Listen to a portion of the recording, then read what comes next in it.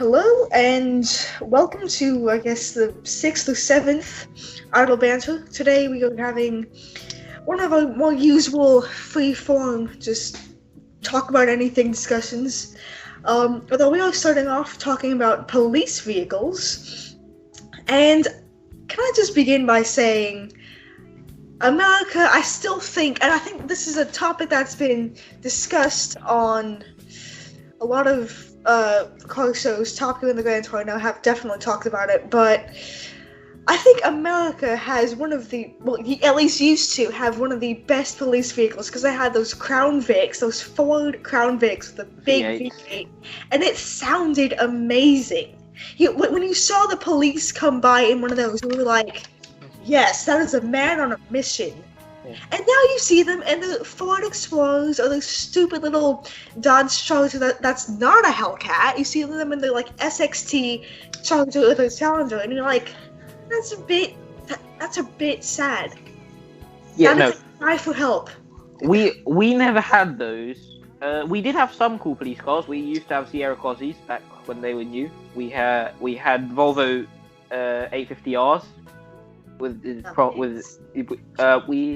I think the one when I was a kid was probably last time we had cool cars.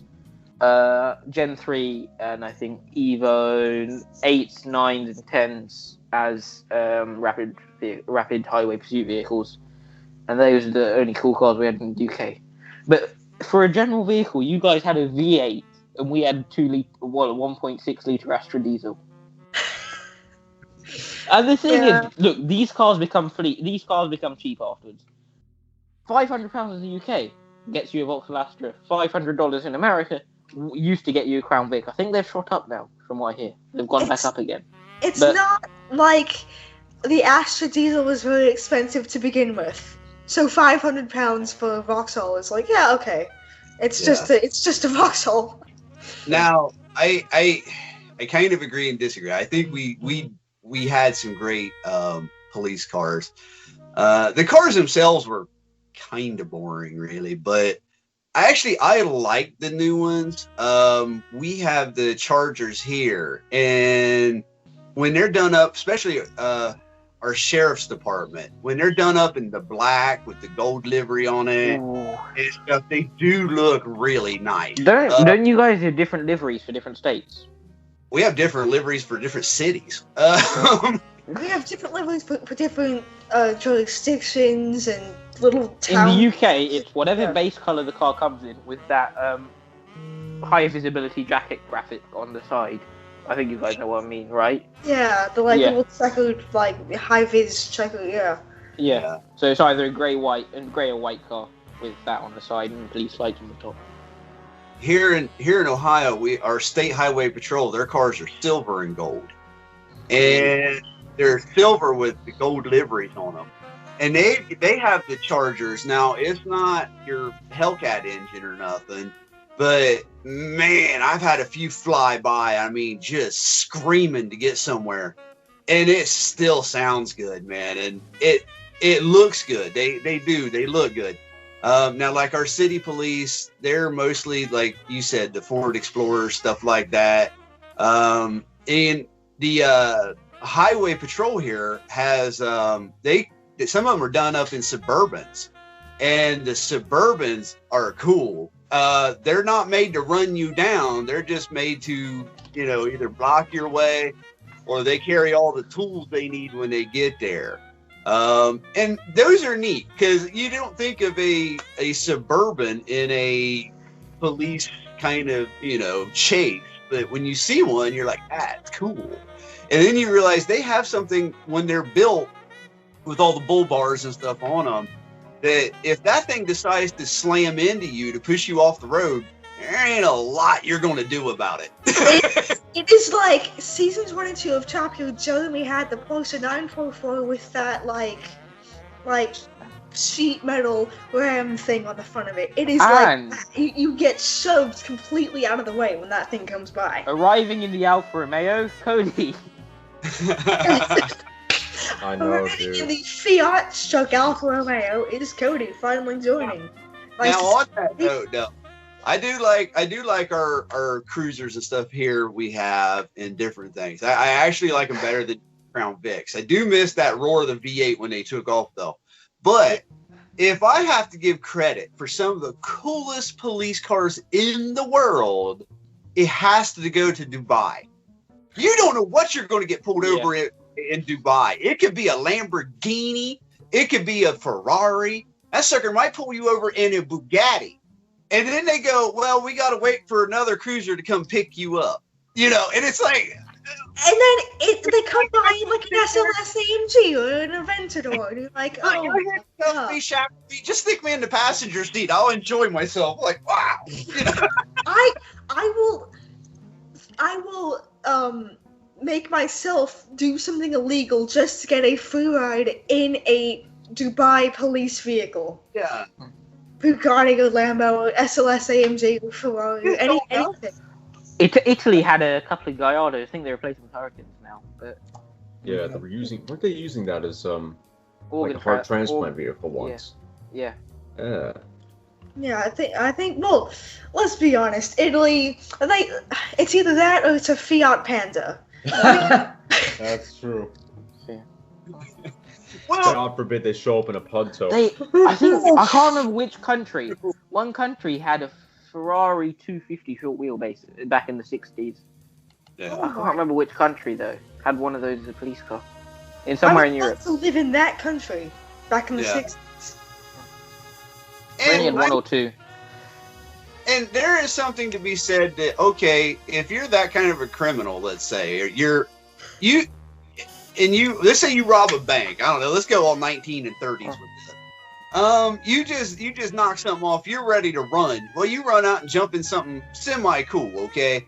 And then you get caught by cops riding around in an Astra diesel.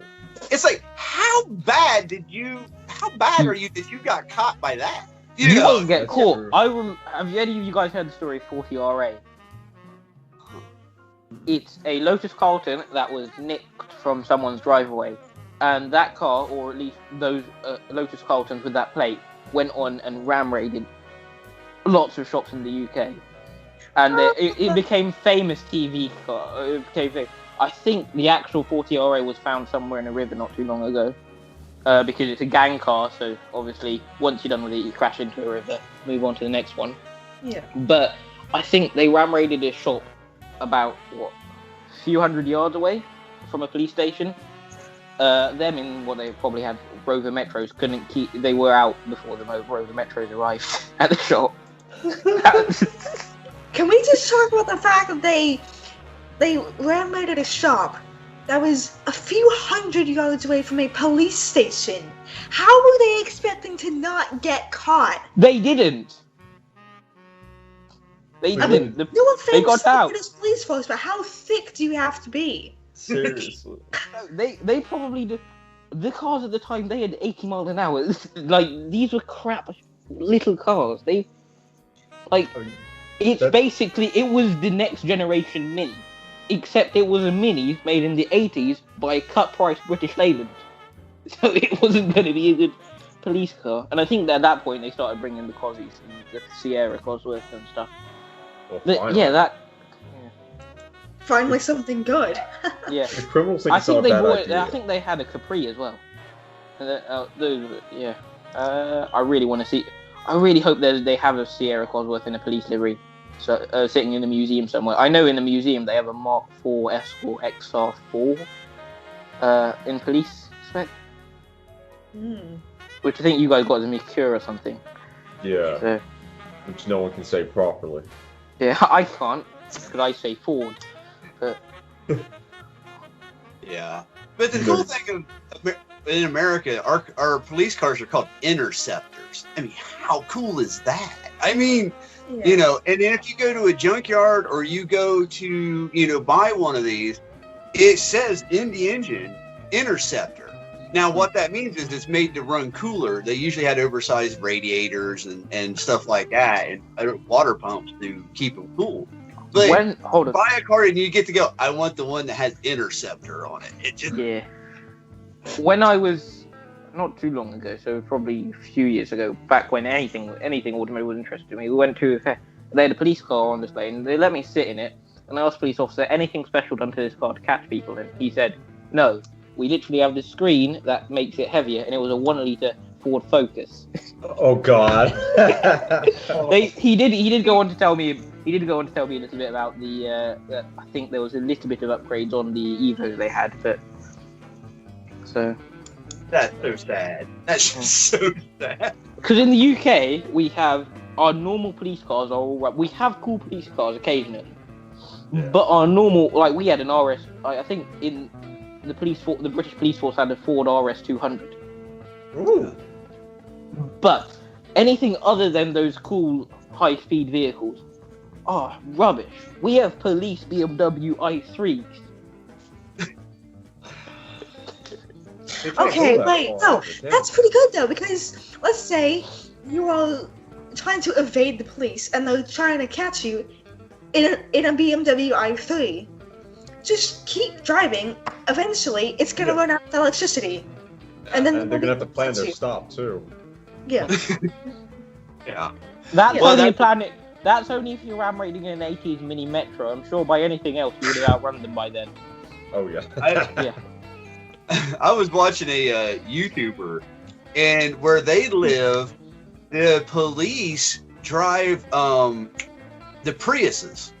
So that way they can drive around in electric mode and not disturb the neighborhood. What about the sirens? What? Well, no, first of all... We're not catching the criminals. Yeah. You know what? I don't care. Let that V8 grumble a little bit as they drive down my street. I know they're there. That's fine. And I know some... Because I've been in both a Prius and an Astra. And even the Astra, which cost £500, so this is not something a criminal will have to steal something beforehand to get. Yeah. This is could outrun a second-gen Prius. And I don't think the new ones are any faster. Yeah. So that is literally picking the slowest car in the lineup for the most money to be quote-unquote eco-friendly. Yeah. Which I think would be more eco-friendly just to keep the 90s faster cars around and just use those as... Doug's point though, how loud does that V8 have to be to where it's actually making a massive disturbance in the neighborhood? That's ridiculous. Exactly. It's a Hellcat engine going full chat through your neighborhood. Exactly. I'd rather have that V8 go and catch the buggers in the straight pipe Fiestas than have an i3 like that. Yeah. It's a pretty obvious game. Would you rather have a i3 and have the criminals get away, or have a Hellcat and catch the criminals and bring them to justice? Obviously, the Hellcat, and it sounds cool, and you look cool doing it. So yeah. If cops still beat the heat drag race thing, they need to get a Hellcat and start going up to Vandermeer. Why Jeremy calls it beat the meat? I also think the police are starting to just buy cars because they have good badges. We have a lot of BMW 5 Series police cars. Don't you also have a few X5s? We have many X5s and I think a couple X6s as well. But we have many X5s. I can't imagine a policeman driving around in an egg with an engine in it. I didn't know Rahil ran a police force until I saw one of those, but... Yeah, I think he'll just bought a police force car. Yeah, honestly, he did buy it new. I think I remember reading an article, but he did get a good deal on it. It was probably a rejected car then. But isn't his car? Isn't his car white with base spec wheels? That is the same spec the police ordered them in, with a black interior. Ooh. Yeah. I feel like though the X5 is sort of your equivalent of, if any police force uses them, are Ram 1500s. Well, because they're not technically police cars. They're like special vehicle units. They're like SSV somethings, but I feel like it's the equivalent of that. Why don't our police force use Jags? Why don't we do that? Jags. Yeah. Because they're British cars. Because in America, you guys all have American cars because kind of a bit of patriot thing. You show off your engineering through the city. We just buy everything from Germany. It's like we can't build here's the German story. Why don't we use Jags? Because Jags are fairly reliable now, and you can get the XC, which is a 3 Series size car, and the XF, which is a 5 Series size car. I know a few police forces use some not Jaguars. that expensive. That's a good point, actually. The XE. I would love to see a massive Jag XF chasing a little Vauxhall Astra GTDI thing down a street. That would be hilarious. But in London streets, the Astra would probably get away. Yeah. Because tiny streets. Now, the bad part of it is you really got to think that statement out as far as the police using Jags. Because do you want a Jag driving policeman coming up to you and going, oh, by the way, I'm going to write you this ticket for speeding, and I'm going to help myself to your coat that you got in the back seat because... Yeah. I'm going to help myself to all of your cutlery, your coat, all of your shopping that you've just done, and all of your paintings in your house. Yeah. What you're saying there, Doug, is that the police have lived long enough to become the villain. That's what you're saying. That's a bit ironic. Police nicking something after they just, pull something up. Okay, let's take it one step further. You get pulled over by a Jag, and the policeman comes up, and the name on the plate is McCrae. Okay, you're going to get nervous. You're going to get nervous. They go, oh, okay. That's not a party story you tell anyone. Yeah, that's the one you keep locked away in a box somewhere. You're like, no, that's the faux pas. Now, the bad part of it is nobody knows what that is. Also, in the UK, if a car is impounded, it will be crushed. There was a Ferrari 458 impounded. Later on, it was found out that it was unlawfully impounded. The person paid his taxes properly, and he was supposed to get the car back. Police had already crushed it. Oh, Dad! That is the worst thing I have ever heard, because the car didn't commit the crime. The person did. Why not use it in the police force? It just seemed like an obvious... It just seemed... Alright, maybe they wouldn't arrive... They'd maybe have to be followed by an AA truck, but... That's true. Or a fire engine, judging by how often they burst into flames. It's morale for the police force, because they'd be driving around in the 458. Who doesn't like that? See, here, if a car is caught for a crime or whatever you want to say, what our police department does and our sheriff's department, they auction it back off. Yeah. So they confiscate the car once the court case is cleared, everything's done. We have police auctions for the police cars. Auction, and you can go buy it. You know, and of course they go over it with dogs. They take the cars apart, make sure there's nothing hidden in it. They make sure it's fine. But that's how our police departments often make their money, is the stuff that they confiscate, cars, houses, stuff like that, then gets put on auction to make money that the police department then uses.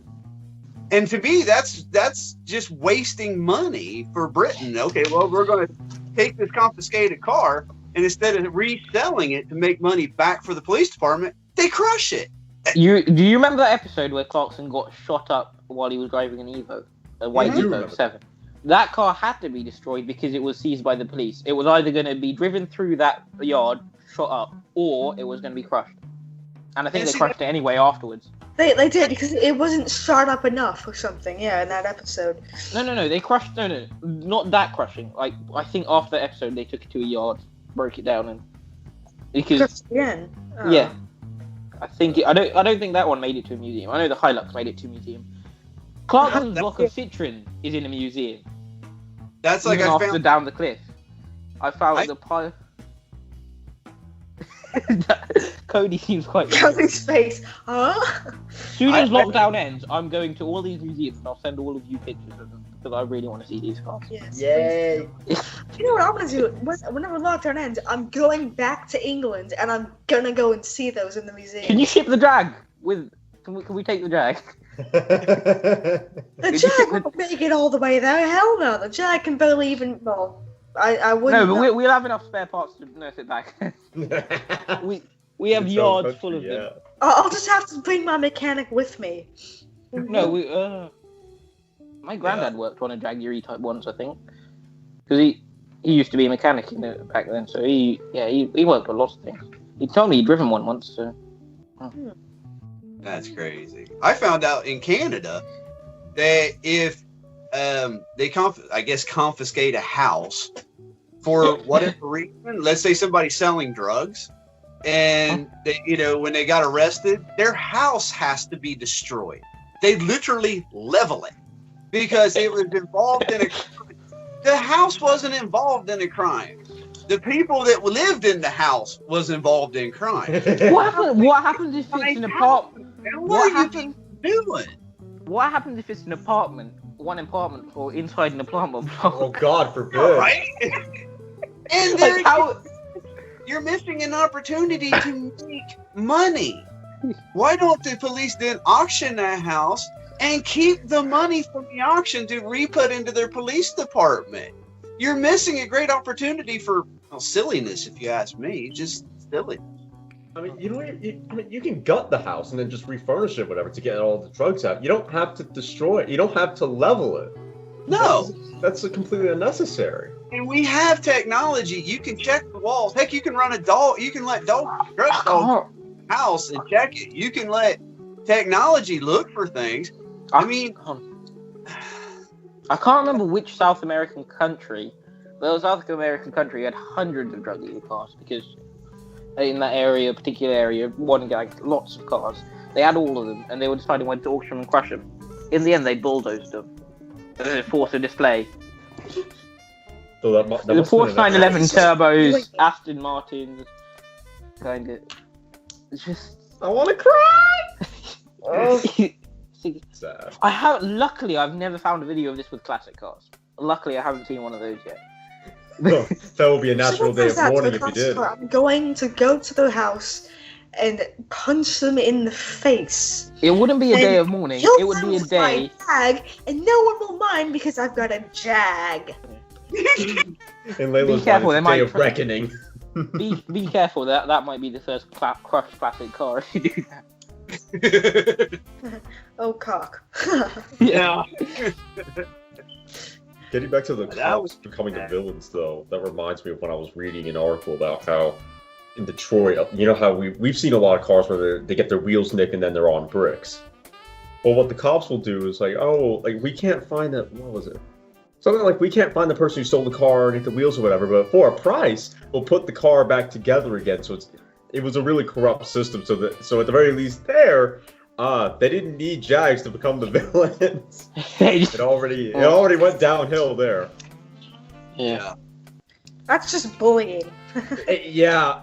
It's like you already got your wheels nicked. Now you gotta get bullied by a government agency as well. You guys all see the Top Gear news. You guys know the problems with the UK variable speed cameras. Oh yes. Yeah. I don't have to explain that one. Yeah. So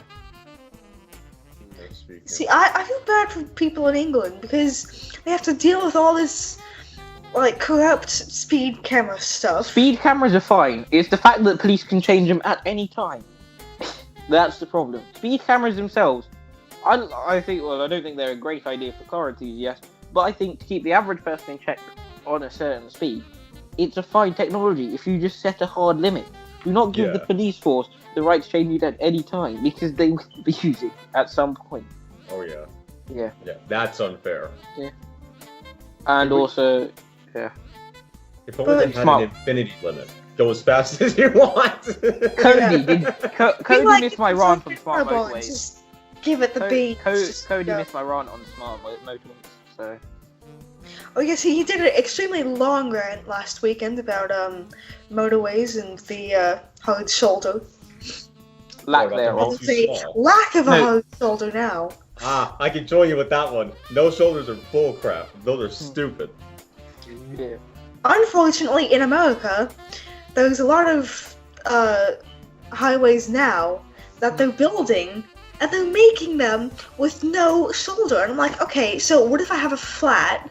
Yeah. What if I break down or something happens? They're saying their excuse is electric cars have no moving parts, so they can't break down. But suspension still moves. Everyone has electric cars.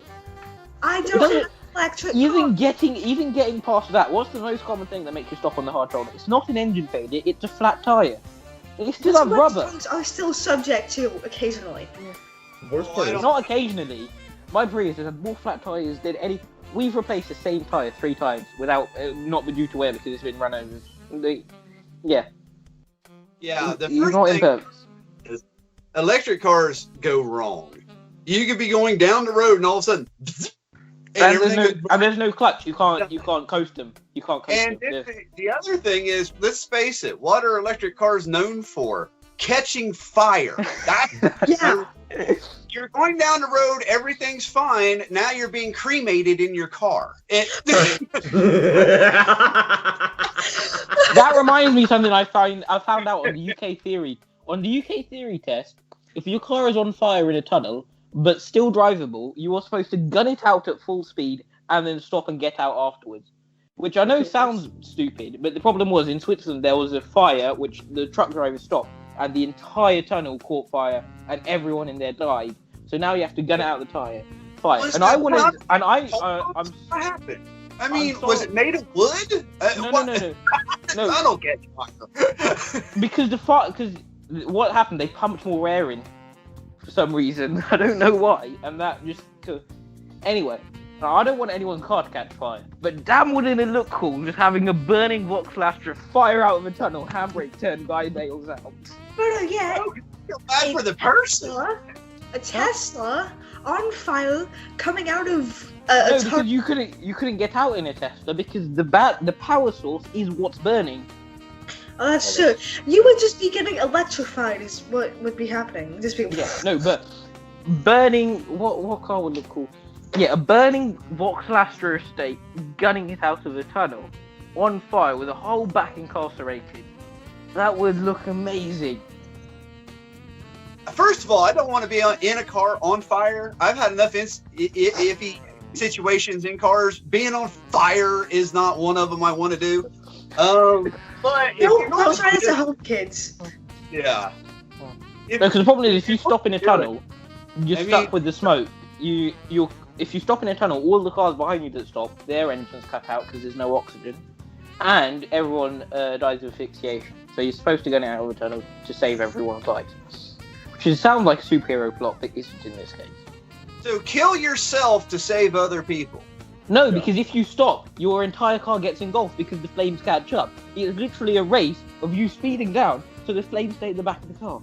First of all, that Brilliant. doesn't make any sense because if you want to increase flame rate, you add oxygen at level. If you have ever been around, okay, this tells you how redneck I am. Okay, sitting at a campfire one night next to my parents' garage, little bonfire happening, and it started going low, and because there was no wind. It was a very calm night, so the fire wanted to die. Well, me and my dad had a brilliant idea. We go in and fire up our 55 or 75 gallon air compressor at full tilt, run the hose out, and wedge it through some rocks and hold the air compressor wide open. Well, when that air at force coming out of that hose hits that fire, you could cut a single wide trailer in half with the flame that comes off of that. So you But it's behind you. that what you got to do when It's your car's behind on you. fire is floor it so that way you can get out of a tunnel because the air doesn't allow the flames to go. Anybody who's built a fire knows air is what causes it to happen, and the more wind you But put the on fire is behind you. faster and The harder. fire is behind. The fire is behind you. You are in front of the fire. How are you? Are you? The fire will eventually. Fire grows. It will eventually catch up to you and become bigger and massive. That's why you get will out be of the tunnel, engulfed in it, so it and then doesn't. you will be. So, Yeah. so it doesn't happen inside the tunnel. So it happens outside the tunnel, so the fire engine can get to it without having to drive through a tunnel, which it can't drive through because it's filled with smoke. Okay, and the I'll fire. send. How are you going I to? saw the documentary on the fire. It's the same reason that remember in the Bugatti Veyron episode, Clark's must drive through that massive tunnel with lots of speed cameras. Yeah. That tunnel is where the fire took place that made that law in. So I found a documentary on it somewhere. I'll send you. The same reason that tunnel has speed camera is the same reason that is part of your driving theory test. Which seem contradictory now that I think about it. Speed limits, speed. Yeah. I'll send you the documentary. Not only is your car on fire, but you're gonna get fined by the end of the tunnel for speeding in the tunnel. Well, and how's that safe? Okay, get out of the tunnel. Well, if your car's on fire, you're a little more worried about the fire than you are where you're going. And now you're in a hurry, and the fire is going to get bigger. Why? Because you're putting forced air to it. So your car's melting on you while you're trying to get out. And you can't see where you're going because of the flames coming out of the hood. I did not make up the British driving theory test. I think you're going to have to find someone else to ask about that. At least if you're in a 458, you might be able to get out of the tunnel in a hurry. But even that's a little suspect. Because they catch fire. A lot. Yes. Yeah. And the thing is, the 458 isn't a massive vehicle. So if you have a fire at the back, it's not going to take that long to get it to come closer to you. And with the immense speed that the 458 has, if you speed, it's going to go... And you will be engulfed within seconds. And don't forget, your head is this far from the fire. I mean, this in far. A 458, yeah. You know, okay, I'll if you're in the documentary, at least it's a little further back there. Right. I mean, right. And if you're in a front engine car, it's over because all the flames are just right out in front of you. Like the Lancia Vita in that rally. Yeah. Just engulfing the windshield in hellfire. And then you got burning liquids flying everywhere. You know, either your oil, gasoline, everything else is burning in this car. No, get out. Just get out. Save yourself. Don't kill yourself. There are lots of weird laws in the UK around driving. I think I'll have to compile a sheet and put it on Drive Tribe at some point. But that's going on the sheet for sure. Because, I think there's definitely some strange ones in America as well. I don't know. Way too many. Way too many. Yeah, but, got a lot of goofy laws too. There's one law that actually is pretty useful, but not many people know about it. And it is when you come to a stop sign at the same time as someone else, whoever is to the left has the right of way.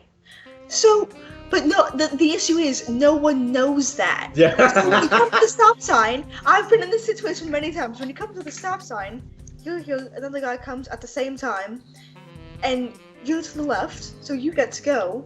But they think, oh no, I don't know who goes. So then they just decide to go, and you're like, no, I had the right of way. No, don't go. And then you end up just getting into an accident, or almost causing an accident, and you're like, you imbecile.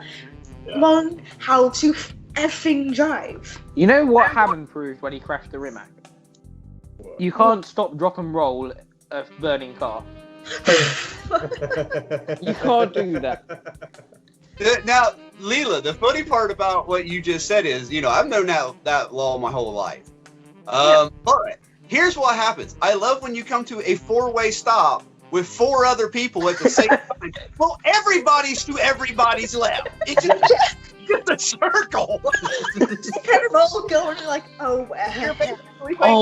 in Europe, if there's an accident or an obstruction, you're supposed to drive all the way up to it and zip emerge into the lane, which is a very reasonable idea. Use maximum space, everyone gets to go where they're going. No one knows that, and cutting in is seen as a bit of a rude thing, as I'm pretty sure it does in America. So no one does that, and you end up with one lane of traffic completely stopped, and the other one going slowly, but occasionally stopping when the guy finally decides to cut in. If people actually followed the road laws properly and zip emerge, everything would be better. To your point about the four-way stop, though, Doug, basically what that's going to come down to is who's the most selfish. Who's going to take that opportunity first? But the thing is, BMW, Toyota Camry, Tesla Model X. It's just going to be a massive accident. Yeah. It's going to be a demolition derby. And just everyone accelerates at the same time. Just guns it. Whoever's going to get out of that alive is going to have the faster car. That's it. The one Camaro in that's going to get away free. Yeah. Not if that Tesla's in there, though. That thing just pops off. Not if that new Tesla Model S Plaid is in that. Is that four-way stop? Honestly, they're so boring. They've made numbers boring to me. The new Plaid Roadster and stuff. A few days ago, and I kid you not, it said 1.99 seconds to 60. I'm like that's 2 seconds. I'm like, okay, 1.99? What are you, a freaking accountant? That's basically 2 seconds. That is 2 That's seconds. basically 2 seconds. That's 0.01 of a second being 2 seconds. Just say No, it. but even then, the numbers are impressive, but it's But no one's just gonna numbers. feel that 0.01 second of a difference between 1.99 and 2. It's just numbers. Like, you're not. It's a different experience. And honestly, at what point does it accelerate so fast it hurts? Like when it becomes stop being enjoyable and just be annoying. Like you've touched the pedal a little bit and you got. Like there must be a point where you're accelerating so fast, it becomes a problem rather than a benefit.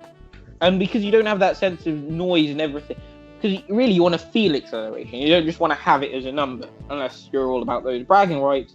In which case, get off this channel because I don't like you. Yeah.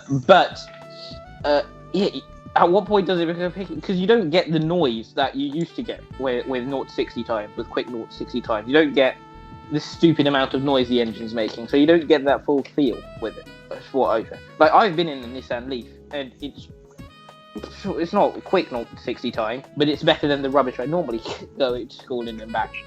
And it feels a bit jumpy and a bit happy, but it feels more substantial when, I had the Astra at the time. The Astra accelerated because there was noise. Not much noise, but some noise.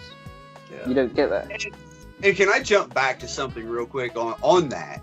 You know, you said the feel of acceleration and what happens. If you've ever been in a very high horsepower car, I guess you could say, that when you hit that gas pedal, you are literally glued to the seat. And your head goes back. Yeah, you get your breathing is even affected. Your heart rate can even change. Because if you get shoved back with that much G-force, and that's something obviously that's felt. And there again, I'm going to go back to, you don't get that in video games. So you don't know what that feels like. You shove the pedal down, and you are glued to the car, and you're holding on to the steering wheel, going, "Dear Lord, what'd I do?" You know, and you there's something else you don't get. Also, I went on the internet a couple of days ago, and in the UK, you could get under 16 driving experience. Which I want to do. You could take a GTR around the Top Gear test track. Epic. Under 16. Oh, big epic. I'm not joking. I think it's 80. I think it's 80 pounds. You go down to Dunsfold, and I think there is. I don't think you get to do all the Top Gear stuff. I think it's just a day experience. But you get to drive around the Top Gear test track without a driving license in a supercar. It's just all of the dreams come true for 80 quid. Best bad idea that's ever been. And they don't advertise it as the Top Gear test track. They just. If you just select Dunsfold and you mark out, and it shows you on the map, and you reference that with Google Maps, it happens to be at the Top Gear test track. They don't market it anywhere. It just happens to be there. Brilliant for 80 quid. And also for £50. Do that. Oh, I've got to do that at some point. I have to go back to England and do all this. You three. We should do a special IRL one when you three come around here. London. There's a lot. Hopefully we get the rover working by then, because then we have a reasonable car to get around in. Yeah. Although at the rate we're going... now, technically here in the States, if you have a driver's license, you can do a lot of these rally races, no problems. You can jump in and do rally racing. You can even get into, drifting and drag racing. There's a lot of 16-year-olds out here that are becoming professional racers. Oh, that's another thing. They're out here in parking lots doing rally races and stuff like that. We get our provisional license 15 and 9 months, which I don't understand why it's just 16, but that means I get mine in August, my provisional. But you can't actually get your full driving license until you're 17 for reasons I can't understand. No idea. What about the acceleration though? You know what that is? Communism. What did you say? My internet froze. I missed that joke entirely.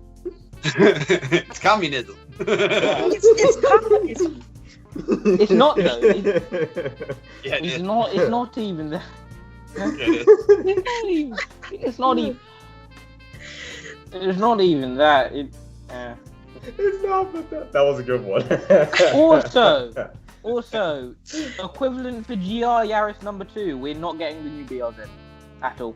What? They ruled it out. No, the UK. The UK. No, the US gets it. We don't get it. Why? The UK. Europe doesn't get it at all. Emissions. What? Emissions. I don't know how a small 2-litre turbocharged engine can fail in emissions, but apparently it can now. May I just do the smug face? We get 300 horsepower hot hatchback now, successor to a GT4. Okay, that's true. Smug face revoked. Yeah. Must be the But I think the problem with Subaru is they have so few sales in the UK, and the majority of them were their performance. Like, it was a disproportionate amount of their performance in the UK compared to other. And if the performance car, because in Europe you have a target emissions for the whole company. So this is why the Signet got created, because of these emission laws. It's because let's take Audi for instance, for every R8 they sell, they need to sell an amount of A1s to keep their average emissions in check. Which is why Aston tried to create the Signet. And I think because Subaru has a disproportionate amount. Yeah. I think because Subaru had a disproportionate amount of performance car buyers, if they brought the successor to the BRZ, they were going to fail because too many people bought them. It's a weird case where I think too many people were going to buy a car and therefore made problems with the company. Yeah. Well, Leela, I'm going to steal your smug face moment, because I think, okay, you're bragging that you get the 300 horsepower Ford Focus, which I love the car. But it's still a Ford Focus. Okay, never forget that. We got a 700 plus horsepower Hellcat. Yeah, but we can import it straight away. We can, with some paperwork and some import duties, we can import it straight away. Where you guys have to wait 25 years to import yourselves a GI Yaris. But let me just say, we can import car off your lot to the UK. Stop down to the Dodge dealership and get me a Hellcat in like an hour. I could fly. That's a brilliant thing. You could fly over and bring it in the UK with some tax duties. Yeah, it's brilliant. If you haven't, this is the area where I think UK beats American capital. You don't have to wait 25 years. You just go over there, buy a car, and bring it back. Pay the duties, pay the tax, government, whatever. Get it road legalized, pay more taxes and stuff, and you have a Hellcat in the UK. And that Hellcat, lots of people have done that with the GT500s, the new GT500s. Yeah. The only problem is I to be mean, fair, though, a 6.2 liter supercharged V8 would be hell on insurance and taxes. Yeah, especially in England, because even if it passed tax, even let you import it. Like they say, no, it has too many. We have to pay about £1 a litre for petrol. Like more than £1 a litre, about £1.10, £1.20 in some cases. Wow! I don't want to live on this planet anymore. And like, diesel was. Hey, Elon Musk, just like take me to Mars or something. I am extremely surprised to find in America you guys used to have diesel more expensive, from what I heard. In the UK, it's always been cheaper. That's why our normal cars have always used to be diesels throughout the entirety of the 2000s. It was cheaper to run. It don't make sense because diesel is a byproduct you get from making gasoline. So it's not like it's special. You get diesel when you make gasoline. So why should there be a price difference? If nothing else, it should be like I agree, David. It should be cheaper because if for what gas you make, you're going to have diesel. You can't. I'm not sure if it's cheaper anymore. I think there's more tax on diesel because of the pollutants. Yeah. So I think they're trying to bring the price. They're trying to tax people out of old diesel cars after Dieselgate and stuff. They're trying to tax them as far away from them as possible. In London, in my area of London, they're expanding the zone now. So I think my house is in the zone now. You have to pay, I think, £30 a day or something to use the London roads for a petrol car older than 2005 and a diesel car older than 2015. All I can say. Okay, that's communism. No. Yeah. You know, and God bless America, where we can still cold roll if we decide to. Oh, You know, and let's face it, there is rolling Tesla Model 3s, I love those. If this video is not titled America versus England, I'm going to be disappointed in later. when you get to see a big diesel truck, pick your flavor, any of them, big diesel, and it's got the 8-inch exhaust tip out the back, and there's a little Prius trying to follow it, and all of a sudden you lose the Prius in this black smoke and a whine of a turbocharger, and now this little Prius is all blacked out, got their wipers on, trying to get the soot off the windshield. God bless America. And you know what I love? When the diesel trucks put smokestacks on the back. Oh yeah. Oh. They just wouldn't fit. Like, you would not get down a single road in central London. It just would get stuck. Everywhere. The thing is, the centre of London was the first industrial revolution in the city. They were before cars exist, let alone cars got big. So therefore, all the streets are barely wider than my desk. Well, a bit wider, but they're tiny streets. Yeah. And therefore, the fact you can fit a car down them at all is a miracle. Because the width restrictions, which I find stupid as all hell. I don't get why there's more width restriction on an area that's already tiny. But what's the point? No one can get through it anyway. So why are you gonna say, okay, legally we're gonna find?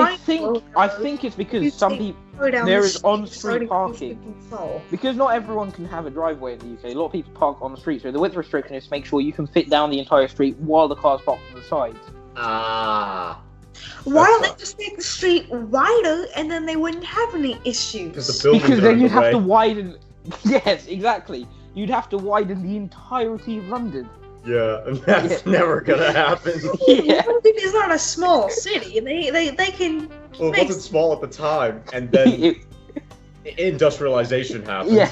So they're still living in the 19th century. For some buildings, sure. For the size of the streets, yes.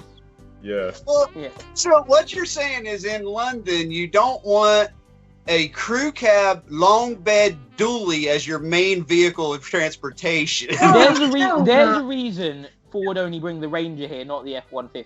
Yeah. There is a reason for that. Yeah. You know, yeah, and that's hilarious because, like, we live in a pretty small city, really. I mean, it is. And, you know, those kind of trucks are common. You see them all the time. Big 4-door, 8-foot bed dualies with stacks, you know, coal rolling through town, just going. And it's like, they fit fine. They do great. And the biggest car commonly on London is probably a Range Rover, I think. Yeah. Commonly in London streets is probably a Range Rover or equivalent size BMW, Mercedes, you know. That's because that's the biggest thing that will fit down those tiny ass London streets. Also, Doug, you can't forget the truck nuts. You can't forget those. Oh, I've seen that is one thing I'm glad we don't have in the UK. They just seem the worst idea ever. It's hilarious. It's funny, but it's awful. I just smile, nod, and move on. Okay. Also, I read an article on Drive Tribe a while ago. Boris Johnson, the leader of this country, up until he became the leader, he drove a Toyota Previa. Which, I don't know why, but the internet suddenly decided was cool. And I think it's because it has... That's why. Because it's because it's mid-engine and rear-wheel drive, everyone in Gran Turismo land thinks that's a Ferrari until you show them the actual car. It's like those people who think that any red $2 car is a Ferrari. I think, that's a Ferrari. No, it's not. There is a Previa outside my house. I think it's owned by one of our family. I don't know who, but someone owns it. It's broken. And the thing is, the main thing was the Japanese spec ones had cool chairs. They had capsule chairs that you could swivel around and make it to an office. But the rest of them don't, and yet the rest of them have gone up in value, which is... Well, if only because a small amount of them have a feature, all of them are becoming cool. And that also... That the people who watched Breaking Bad did to the Pontiac Aztec. They're making it cool because it just showed up in that show. That's what happened. Except for a significantly less car. And let's be honest, because it was some Breaking Bad, it still isn't that cool. Exactly. Yeah, exactly. So being in that show didn't do much to help it. No. You can't make a horrible car cool just because of the movie it's in. I mean, think of it with Fast and Furious in the early 2000s. Unlike that. Yeah. Well, I was thinking Knight Rider from my generation. The Trans Ams and Firebirds, everybody wanted a black one. It had to be black, you know. I still want a black one. Yeah, I still want Kit from Knight Rider. I mean, it was an unanswered prayer I never got as a child. But anyway.